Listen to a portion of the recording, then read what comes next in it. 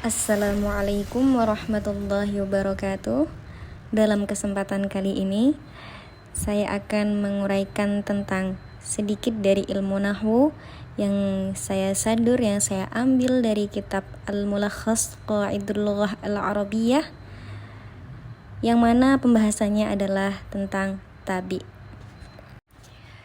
Di dalam kitab Mulakhas dijelaskan bahwa at-tabi atau at-tawabi' jamak dari tabi, yaitu kalimatun tattabi'u ma qablaha fil i'rabi fatakunu marfu'atan aw mansubatan aw majruratan tab'an lima qablaha. Jadi tawabi atau tabi adalah kata-kata yang mengikuti kata sebelumnya dalam hal i'rabnya, sehingga dia bisa menjadi marfu, mansub, atau majrur tergantung pada kata yang sebelumnya. Nah, tawabi sendiri ini dibagi menjadi 4, yaitu pertama ada na'at, kedua ataf, ketiga taukid, dan keempat adalah badal. Untuk tabi yang pertama adalah na'at. Di dalam kitab Mulakhas dijelaskan bahwa na'at adalah tabi'un yadullu ala sifatin fismin qablahu. Jadi na'at ini adalah tabi, isim yang mengikuti, yang menunjukkan sifat bagi isim sebelumnya. Nah, na'at sendiri ini dibagi menjadi 2. Yang pertama ada na'at hakiki, yang kedua ada na'at sababi. Kalau na'at hakiki, penjelasannya sendiri adalah ma dalla ala sifatin fi nafsi matbu'ihi. Kalau na'at sababi, ma dalla ala sifatin fismin lahu irtibatun bil matbu'i. Nah, perbedaannya apa? Jadi kalau na'at hakiki yaitu na'at yang menunjukkan kepada sifat bagi yang diikuti. Kalau na'at sababi yaitu na'at yang menunjukkan kepada sifat bagi isim yang mempunyai kaitan dengan isim yang diikutinya. Contohnya di sini na'at hakiki. Al-misal pertama, zahaba al-ustadzu al-alimu. Nah, kalau na'at sababi contohnya, zahaba al-ustadzu al-alimu abuhu. Jadi kalau yang dari contoh pertama yang na'at hakiki, yang dimaksudkan dengan al-alim, yang disifati al-alim itu adalah al-ustad ya. Kalau yang na'at sababi yang disifati al-alim yaitu adalah abuhu, bapaknya ustad. Nah, untuk na'at hakiki ini ada syaratnya.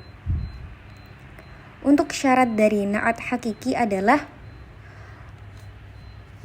pertama, mengikuti isim sebelumnya dalam hal ta'rif dan tangkirnya, makrifat atau nakirahnya. Terus kemudian dalam hal jumlah dan dalam hal jenis kelaminnya, dia zakar atau unsa. Nah, kalau na'at sababi ini hanya dia selalu mufrad dan mengikuti isim sebelumnya dalam hal ta'rif tangkirnya saja. Kemudian untuk na'at hakiki sendiri ini ada 3 macam. Yang pertama adalah dia isim zahir, yang kedua syibih jumlah yaitu dzaraf jar majrur, dan yang ketiga adalah jumlah ismiyah atau jumlah fi'liyah. Nah, contoh dari isim zahir, al-qahiratu madinatun azimah. Terus yang untuk contoh syibih jumlah adalah lil haqqi sautun fawqa kulli sautin. Untuk contoh dari jumlah ismiyah atau fi'liyah, hadza amalun mufidun. Kita masuk ke tabi yang kedua, yaitu al-atfu atau disebut dengan ataf.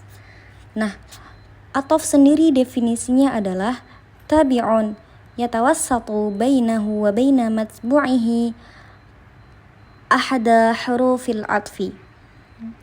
Jadi ataf adalah tabi yang antara dia dan matbu'nya diperantarai dengan salah satu huruf ataf. Huruf ataf sendiri ini ada 9. Yang pertama ada al-wawu. Nah, al-wawu ini dia punya fungsi yaitu limutlaqil jam'i, yaitu untuk penggabungan secara mutlak. Contohnya, raja'a hasibun wa hamidun wa jalilun minal masjidi.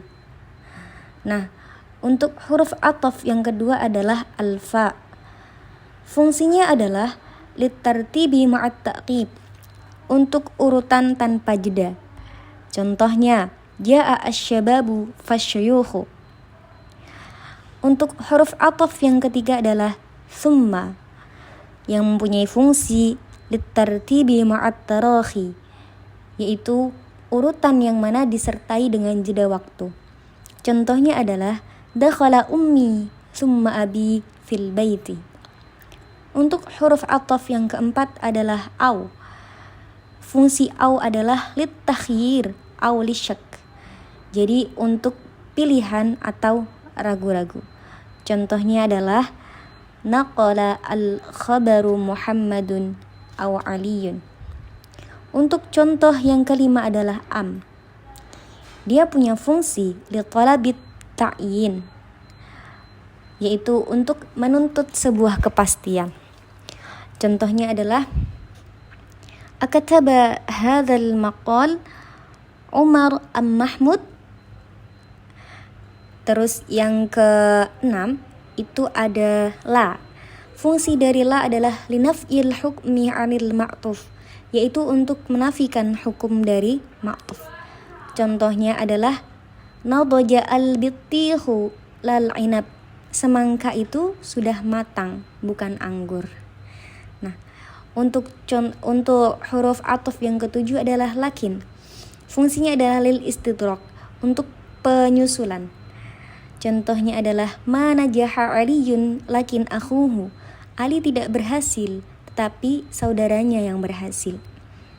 Untuk huruf ataf yang kedelapan adalah bal. Fungsinya lil udul anil hukmis sabiq, yaitu untuk menyimpangkan dari hukum sebelumnya. Contohnya adalah zahara 'alal amwaji zawraqun bal bakhirah. Di atas ombak itu nampak sebuah perahu berdayung, tetapi kapal api. Untuk huruf ataf yang terakhir adalah hatta.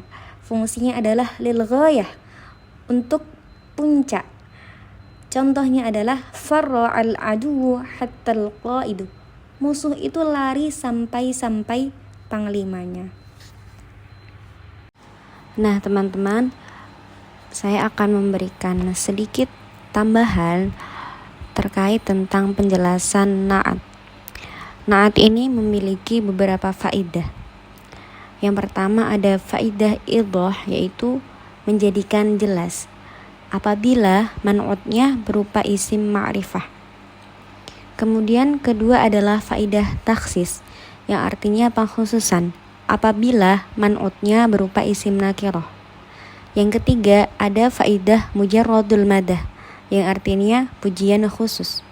Yang keempat ada faidah mujarradul dham, celaan khusus. Dan yang kelima ada faidah tarahum, yaitu menaruh belas kasih. Dan yang keenam ada faidah taukid, yaitu pengokohan. Kemudian kita masuk ke isim tabi yang ketiga, yaitu at-taukid.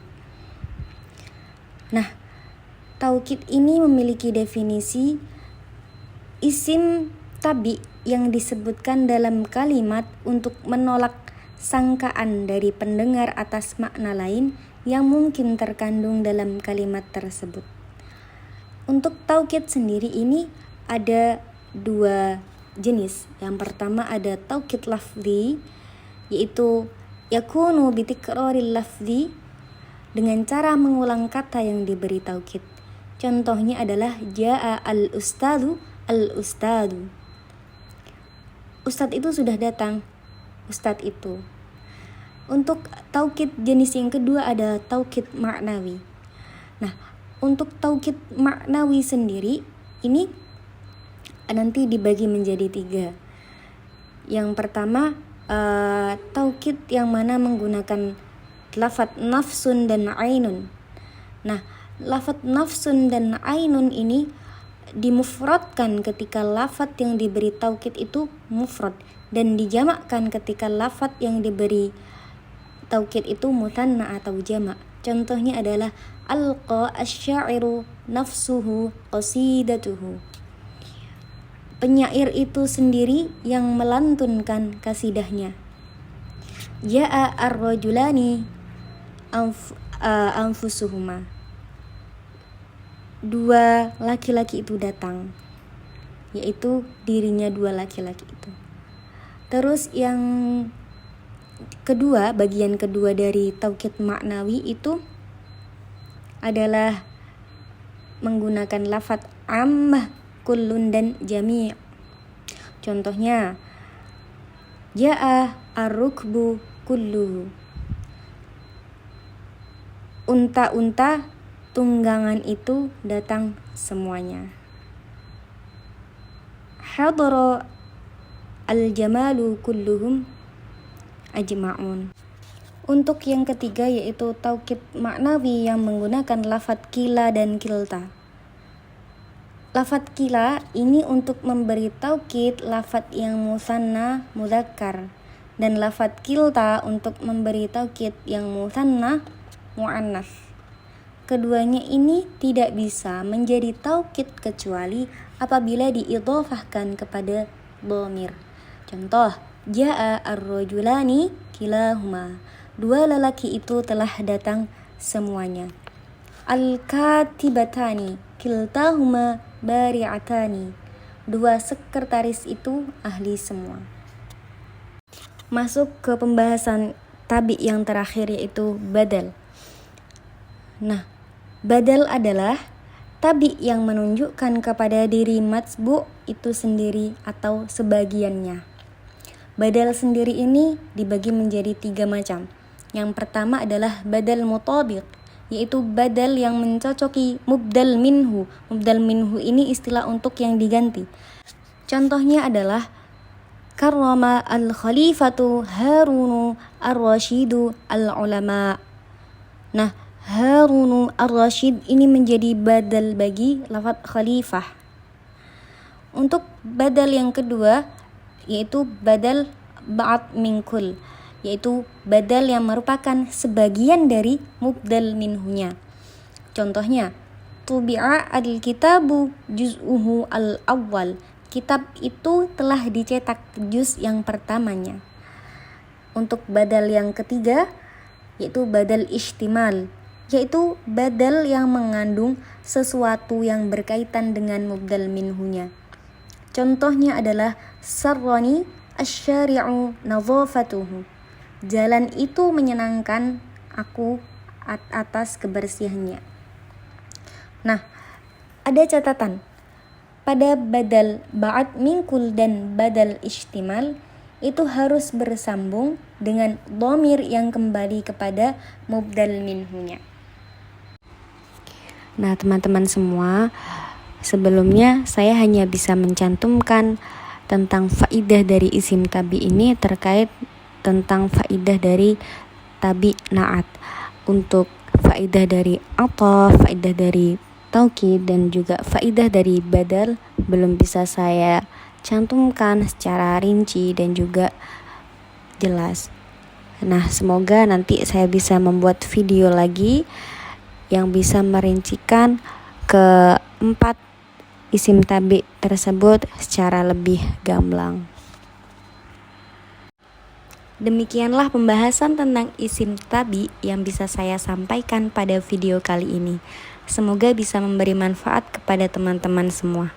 Nah, jika teman-teman suka dengan video ini, jangan lupa untuk like, komen, subscribe, dan juga share ke teman-teman kalian ya. Demikian, sekian dan terima kasih. Wassalamualaikum warahmatullahi wabarakatuh.